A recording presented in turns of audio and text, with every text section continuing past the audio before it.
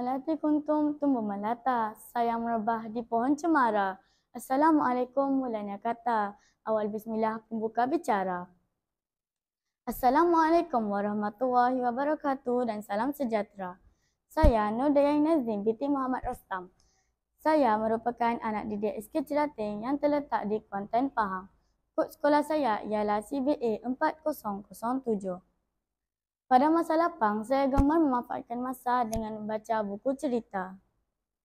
Pada kesempatan ini, izinkan saya membicarakan satu buku yang bertajuk Permainan Gelap Among Us. Buku ini dikarang oleh Aman Wan dan juga diterbitkan oleh Buku Kau.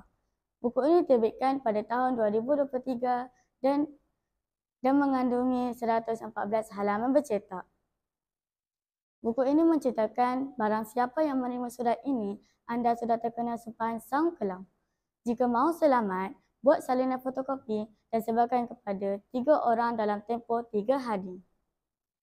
Jika diabaikan, sang kelam akan datang menghantui.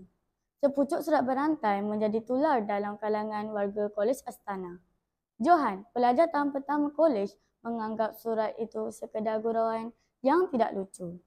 Namun, tragedi ngeri mula terjadi. Satu persatu pelajar menjadi mangsa. Apatah lagi, salah seorang sahabat baik Johan bernama Linda menjadi korban utama. Kelebihan buku ini dari buku depan dan struktur ayat. Kini berakhirlah bicara buku pada hari ini. Izinkan saya akhiri dengan beberapa rangkap pantun. Di atas dahan burung tempua melihat rusa tepi perigi. Salam perpisahan untuk semua. Moga-moga berjumpa lagi. Sekian, terima kasih. Billahi taufiq wal hidayah. Wassalamualaikum warahmatullahi wabarakatuh.